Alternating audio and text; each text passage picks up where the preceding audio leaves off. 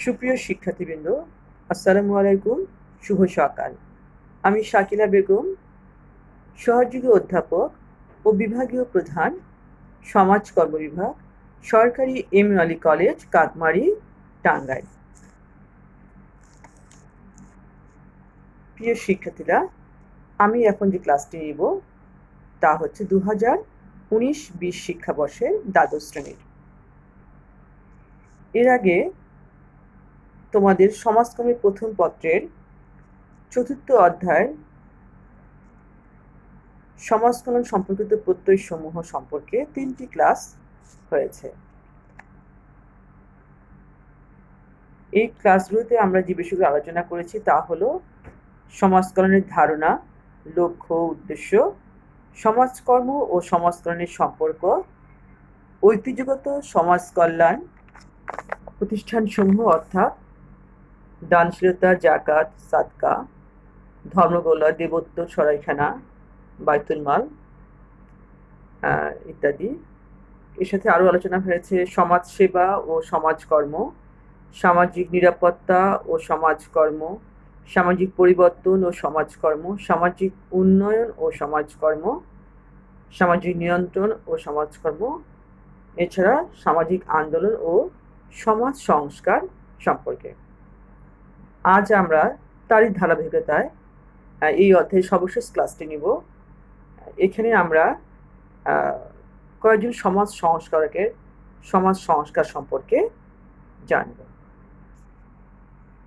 ভারত উপমহাদেশে সমাজ সংস্কার আন্দোলনগুলো জানার আগে আমরা একটু জেনে নেই কেন এই আন্দোলনগুলো উপমহাদেশে সংগঠিত হয়েছিল এবং এর পিছনে উদ্দেশ্য কী ছিল এবং কারা করেছিলেন। ভারত উপমহাদেশে সমাজ সংস্কার আন্দোলন ছিল বিশেষ লক্ষণীয় ও তাৎপর্যপূর্ণ। বিশ্বের বিভিন্ন দেশের মতো 19 শতকে ব্রিটিশ শাসিত ভারত উপমহাদেশে সমাজ জীবনের উন্নয়নকে ত্বরান্বিত করার জন্য প্রগতিশীল ও আধুনিক চিন্তাধারার অধিকারী বিশিষ্ট হিন্দু ও মুসলিম নেতাদের নেতৃত্বে অনেকগুলো সমাজ সংস্কার আন্দোলন গড়ে ওঠে। সামাজিক কুপ্রথা ও কুসংস্কার দূরীকরণ, ধর্মীয় সংস্কার সাধন, পাশ্চাত্যের আধুনিক শিক্ষার বিস্তার প্রভৃতি উদ্দেশ্যে এসব সংস্কার আন্দোলন গড়ে ওঠে। ব্রিটিশ শাসিত ভারত উপমহাদেশের আধুনিক ইংরেজি শিক্ষা ব্যবস্থার সংস্পর্শে আসা অনেক ভারতীয় নিজস্ব প্রাচীন গোড়া ব্যবস্থার পরিবর্তনে প্রয়াসী হয়ে ওঠেন। রাজা রামমোহন রায়, ঈশ্বরচন্দ্র বিদ্যাসাগর, প্রমথ চৌধুরী প্রমুখ ব্যক্তিবর্গ হিন্দু সমাজ ব্যবস্থার প্রচলিত সতীদাহ উচ্ছেদ, বিধবা বিবাহ প্রচলন সহ জাতপাত প্রথার সমস্ত বেড়াজাল ছিন্ন করতে চেয়েছেন এবং সফলও হয়েছেন। এসব আন্দোলনের ব্রিটিশ শাসিত ভারতীয় উপমহাদেশের সামাজিক ও রাজনৈতিক ক্ষেত্রে সুদূর প্রসারী পরিবর্তনের সূচনা হয়। নিম্নে অবিভক্ত ভারত বাংলাদেশের সতীদাহ উচ্ছেদ, বিধবা বিবাহ, নারী শিক্ষা ও নারী জাগরণ সংশ্লিষ্ট সমাজ সংস্কার আন্দোলন সম্পর্কে আলোচনা করা হলো। প্রথমে আমরা আলোচনা করব সতীদাহ প্রথা উচ্ছেদ আন্দোলন সম্পর্কে। সতীদাহ প্রথা উচ্ছেদ আন্দোলনের সাথে রাজা রামমোহন রায়ের নাম ইতিহাসে চিরস্মরণীয় হয়ে আছে।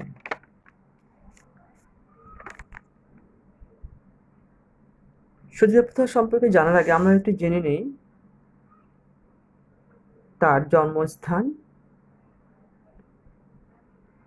তার মৃত্যু এবং তার রাজা উপাধি বা প্রসঙ্গে। রাজা রামমোহন রায় 1772 সালে 22 মে অবিভক্ত বাংলার হুগলি জেলায় জন্মগ্রহণ করেন। 1830 সালে মুঘল বাদশাহ দ্বিতীয় আকবর তার দাবি দেওয়া ব্রিটিশ সরকারের কাছে পেশ করার জন্য রামমোহন রায়কে বিলেতে পাঠান। এই উপলক্ষে তাকে রাজা উপাধি দেওয়া হয়। রাজা রামমোহন রায় 1833 সালে 27শে সেপ্টেম্বর ইংল্যান্ডের ব্রিস্টল শহরে প্রাণত্যাগ করেন। আমরা এখন দেখব সতীদাহ প্রথা উচ্ছেদ আন্দোলন কাকে বলে এবং এর ফলে কত মানুষ মারা গিয়েছিল এবং কিভাবে এটা আইনে পরিণত হয়। ধর্মের দোহাই দিয়ে স্বামীর নরকবাসের ভয় দেখিয়ে বিধবা পত্নীকে জোর করে স্বামীর চিতায় জীবন্ত দাহ করার প্রথাই ছিল নিষ্ঠুর অমানবিক সতীদাহ প্রথা। 1815 সাল থেকে 1828 সালের মধ্যে শুধু অবিভক্ত বাংলায় 8134টি সতীদাহ ঘটনা ঘটে। 1818 থেকে 1820 সালের মধ্যে যারা সতী হয়েছিলেন তাদের মধ্যে 3 জনের বয়স 8 বছর এবং 43 জনের বয়স 9 থেকে 16 বছর। 1799 সালে নদিয়ার এক কুলীন ব্রাহ্মণের 40 জন পত্নীর মধ্যে 18 জন পত্নী জীবিত ছিলেন। তাদের সকলের সহমৃত্যু হয়। রাজা রামমোহন রায় এই নিষ্ঠুর সতীদাহ প্রথার বিরুদ্ধে হিন্দু সম্প্রদায়কে সচেতন করে তোলার লক্ষ্যে আন্দোলন গড়ে তোলেন, যার ফলে সতীদাহ প্রথার বিরুদ্ধে ব্যাপক জনমত গড়ে ওঠে। অবশেষে লর্ড বেন্টিং 1829 সালে 4 ডিসেম্বর সতীদাহ উচ্ছেদ আইন পাশ করেন। এই আইনে সতীদাহকে সরাসরি নিন্দনীয় ও দণ্ডনীয় নরহত্যা বলে অভিহিত করা হয়। ব্রাহ্ম সমাজ ও আত্মীয় সভা গঠন। সতীদাহ প্রথা উচ্ছেদ আন্দোলন ছাড়াও রাজা রামমোহনের আরেকটি অবদান হচ্ছে ব্রাহ্ম সমাজ গঠন করা। এই ব্রাহ্ম সমাজে সতীদাহ প্রথা উচ্ছেদ আন্দোলনের অত্যন্ত গুরুত্বপূর্ণ ভূমিকা পালন করে। সামাজিক কুসংস্কার ও বর্ণভেদ প্রথায় জর্জরিত প্রচলিত হিন্দু ধর্ম এবং সমাজ সংস্কারের জন্য 1815 সালে রাজা রামমোহন রায় আত্মীয় সভা গঠন করেন। 1828 সালে আত্মীয় সভার অধিক সংখ্যক সদস্য নিয়ে হিন্দু, ইসলাম ও খ্রিস্ট ধর্মের সার সংক্ষেপ করে একেশ্বরবাদের উপর ভিত্তি করে ব্রাহ্ম সমাজ গঠন করেন। ব্রাহ্ম সমাজের প্রধান লক্ষ্য ছিল একক স্রষ্টা ও প্রতিপালকের জন্য সভা সমিতি গঠন করা। ব্রাহ্ম সমাজের প্রভাবে হিন্দু সমাজ আধুনিক ও চিন্তাধারা ও দৃষ্টিভঙ্গি গঠনে সক্ষম হয়, যা তাদের রাজনৈতিক ও সামাজিকভাবে সচেতন করে তোলে। এই জন্য বিশ্বকবি রবীন্দ্রনাথ ঠাকুর রাজা রামমোহন রায়কে আধুনিক যুগের প্রবর্তক বলে আখ্যায়িত করেন। সতীদাহ প্রথা উচ্ছেদ আন্দোলনে গুরুত্বপূর্ণ ভূমিকা ছাড়াও ব্রাহ্ম সমাজে বাল্যবিবাহ রোধ, নারী শিক্ষার প্রসার, অসবর্ণ বিবাহ সংগতকরণ প্রভৃতি সামাজিক সংস্কার সাধনে গুরুত্বপূর্ণ ভূমিকা পালন করে। গ্রন্থ সমগ্র। রাজা রামমোহন রায় সতীদাহ প্রথা দূরীকরণে 2টি পুস্তক রচনা করেন: প্রবর্তক ও নিবর্তকের সংবাদ, সতীদাহ প্রথার যৌক্তিকতা প্রসঙ্গে, এবং গোস্বামীর সহিত বিচার, সতীদাহ প্রথার অযৌক্তিকতা প্রসঙ্গে। পরিশেষে বলা যায়, ধর্ম, শিক্ষা, সমাজ ও রাজনীতির ক্ষেত্রে রাজা রামমোহন রায়ের অবদান ভারতীয় সমাজ সংস্কার ইতিহাসে এক নবযুগের সূচনা করেছিল। রাজা রামমোহন রায়ের আন্দোলন এবং কর্মপ্রচেষ্টার অনুপ্রেরণায় পরবর্তীতে বহু হিন্দু মুসলমান মানবতাবাদী ভারতীয়দের কল্যাণে এগিয়ে এসেছিলেন। এদিক থেকে রাজা রামমোহন রায়কে ভারতীয় উপমহাদেশে সংস্কার আন্দোলনের অগ্রদূত হিসেবে আখ্যায়িত করা যায়। আমরা এখন পড়ব ঈশ্বরচন্দ্র বিদ্যাসাগর কর্তৃক প্রবর্তিত আরও একটি সমাজ সংস্কার আন্দোলন, হিন্দু বিধবা বিবাহ আন্দোলন প্রসঙ্গে।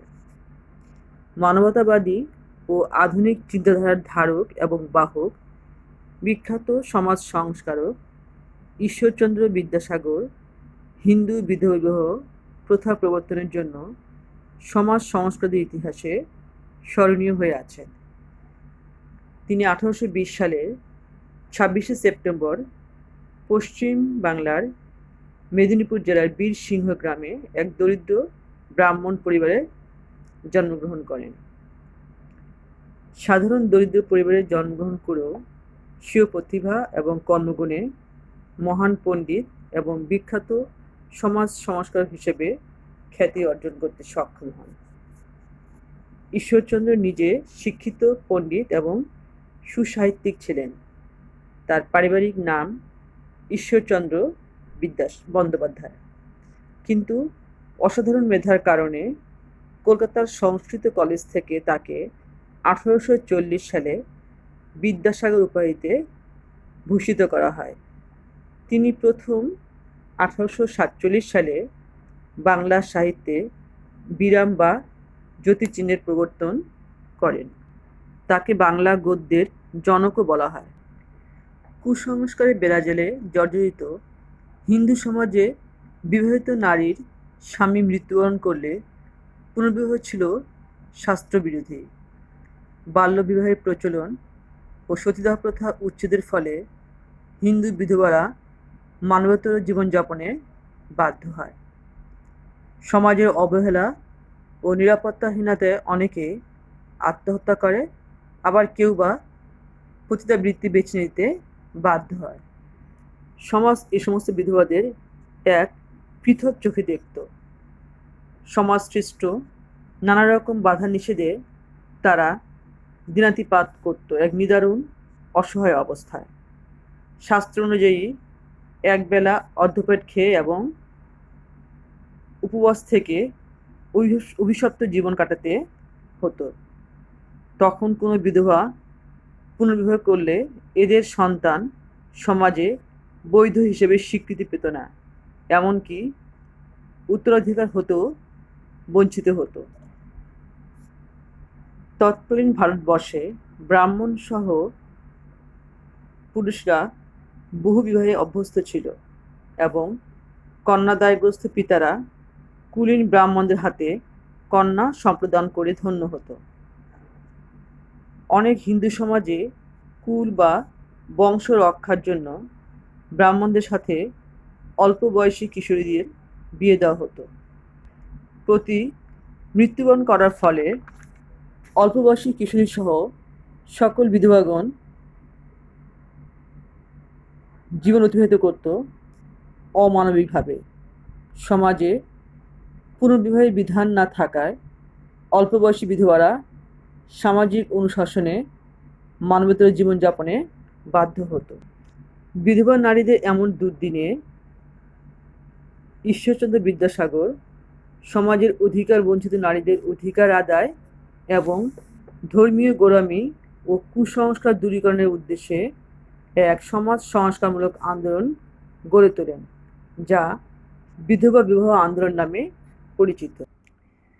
রাজা রামমোহন রায়ের মতো বিদ্যাসাগরও বিধবা বিবাহের পক্ষে সচেতনতা ও জনমত সৃষ্টির লক্ষ্যে লেখালেখি শুরু করেন।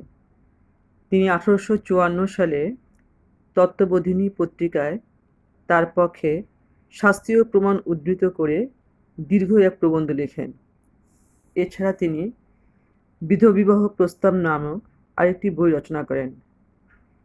আইনগত সমর্থনের জন্য তিনি 1855 সালে 987টি স্বাক্ষর সম্বলিত আবেদনপত্র সরকারের কাছে পেশ করেন।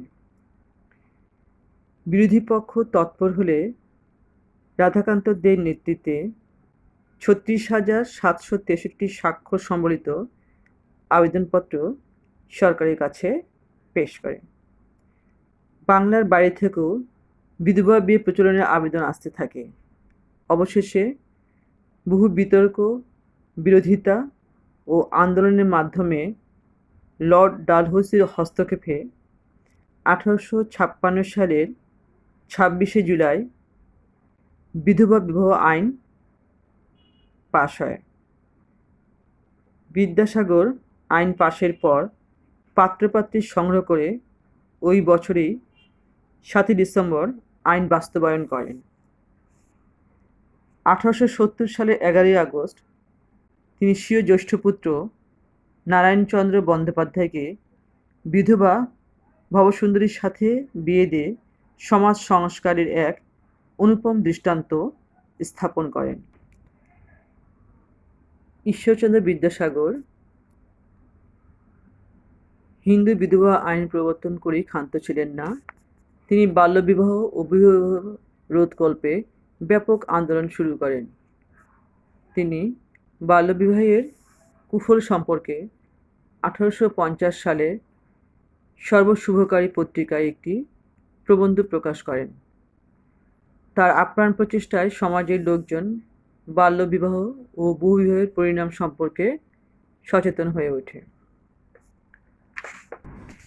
ঈশ্বরচন্দ্র বিদ্যাসাগর হিন্দু বিধবা বিবাহ আইন পাশ করে ক্ষান্ত ছিলেন না। তিনি বাল্যবিবাহ ও বহুবিবাহ রোধকল্পে ব্যাপক আন্দোলন শুরু করেন। তিনি বাল্যবিবাহের কুফল সম্পর্কে ১৮৫০ সালে সর্বশুভকারী পত্রিকায় একটি প্রবন্ধ প্রকাশ করেন।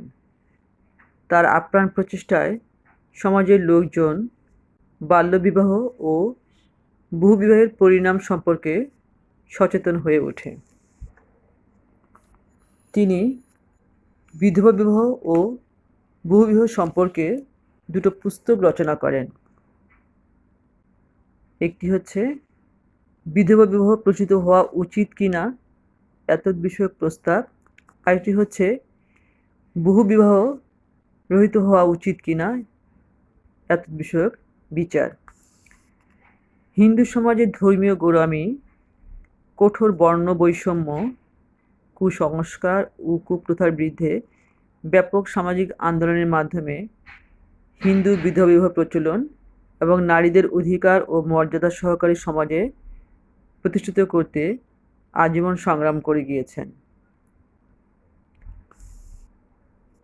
১৮৯১ সালের ২৯শে জুলাই তিনি মৃত্যুবরণ করেন। সমাজ সংস্কার ইতিহাসে তার অবদান চিরস্মরণীয় হয়ে থাকবে। আমরা এখন যে সমাজ সংস্কার আন্দোলনটি পড়ব তা হচ্ছে বেগম রোকেয়ার নারী শিক্ষা আন্দোলন। বিংশ শতকের প্রথম দিকে অশিক্ষা, অজ্ঞতা, ধর্মীয় গোঁড়ামির প্রভাবে গৃহবন্দী নারীদের অধিকার আদায়ে অবিভক্ত বাংলার যার নাম শ্রদ্ধার সঙ্গে স্মরণ করতে হয় তিনি হচ্ছেন মহিষী বেগম রোকেয়া। বেগম রোকেয়া হলেন এদেশে নারী জাগরণের পথিকৃৎ। জ্ঞান শক্তিকে নারী জাগরণের অস্ত্র বিবেচনা করে এবং চরিত্রকে নারী মুক্তির অলঙ্কার হিসেবে গ্রহণ করে অবিভক্ত বাংলায় নারী মুক্তির দিক নির্দেশনা দিয়ে বেগম রোকেয়া নারী শিক্ষা বিস্তারে চির উজ্জ্বল হয়ে রয়েছেন। বেগম রোকেয়া ১৮৮০ সালে রংপুর জেলার পায়রাবন্দ গ্রামে এক সম্ভ্রান্ত ও রক্ষণশীল মুসলিম পরিবারে জন্মগ্রহণ করেন। বেগম রোকেয়ার জন্মকালীন সময়টা ছিল মুসলমানদের পতনের যুগ।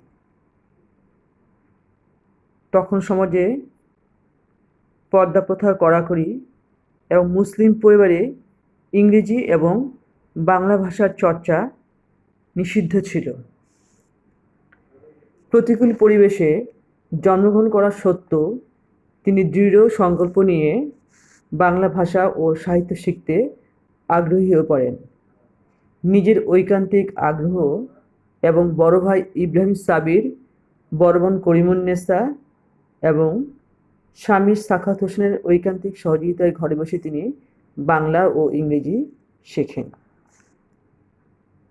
অল্প বয়সে তার স্বামীর মৃত্যু হলে তিনি নারী শিক্ষা, নারী অধিকার, সাহিত্য চর্চার মাধ্যমে নারীদের অধিকার প্রতিষ্ঠায় অগ্রণী ভূমিকা পালন করেন।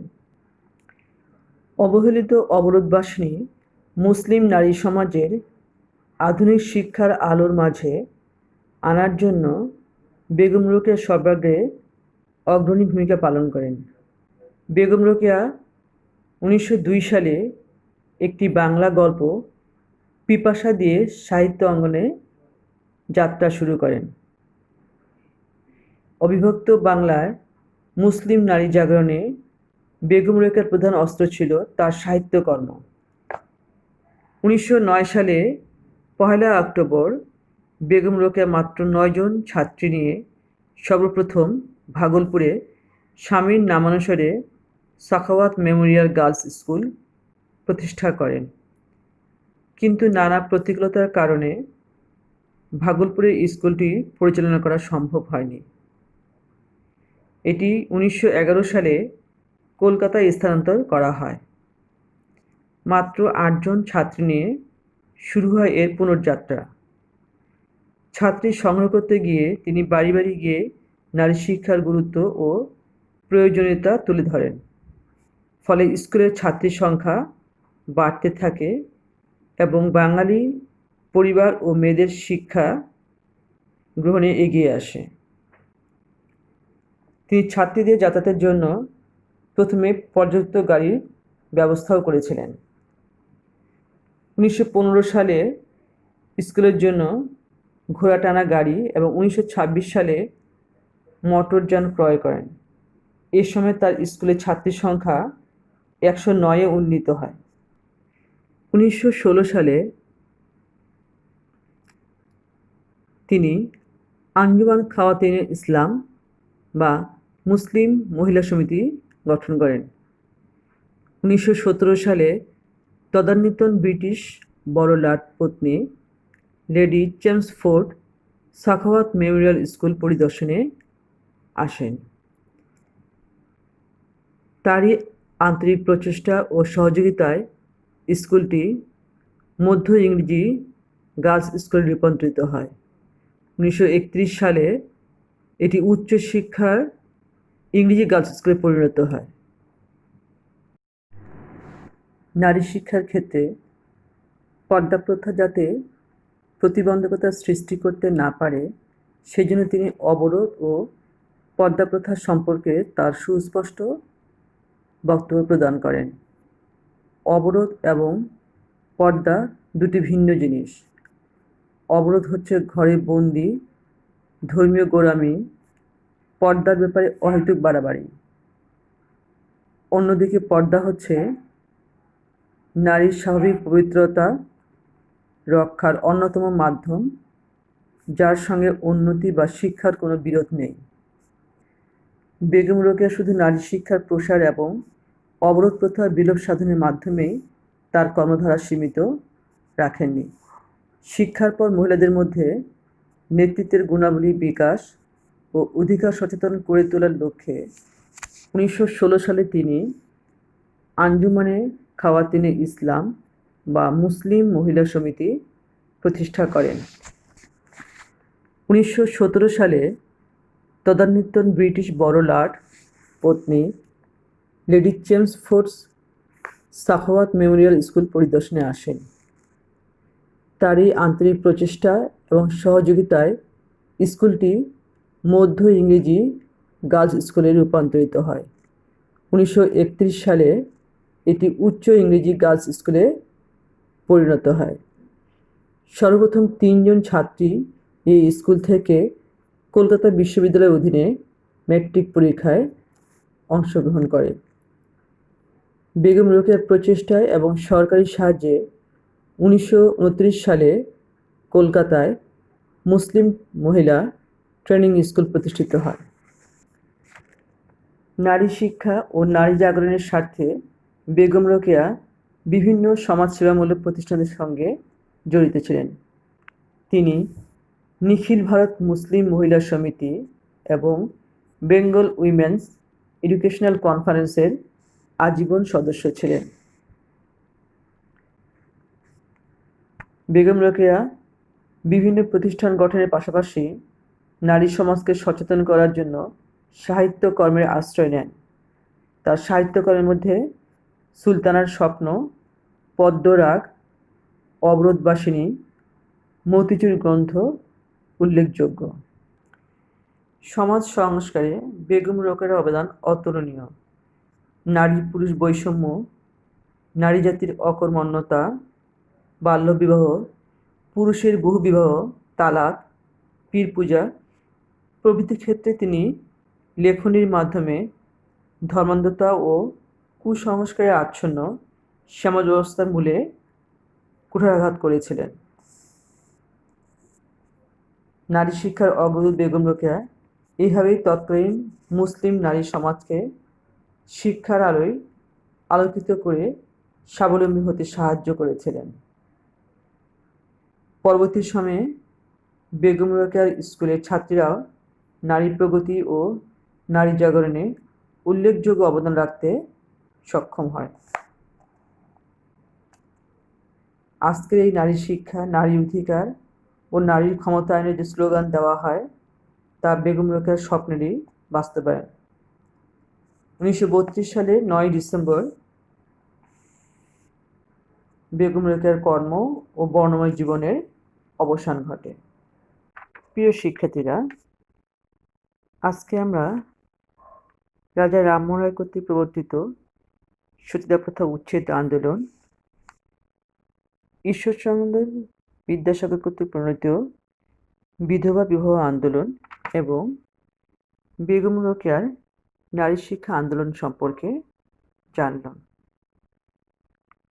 আশা রাখছি তোমাদের উপকারে আসবে। আগামী ক্লাসে আমরা নতুন আরেকটি টপিক নিয়ে আলোচনা করব। সে পর্যন্ত তোমরা ভালো থাকো, সুস্থ থাকো। ধন্যবাদ। খোদা হাফেজ।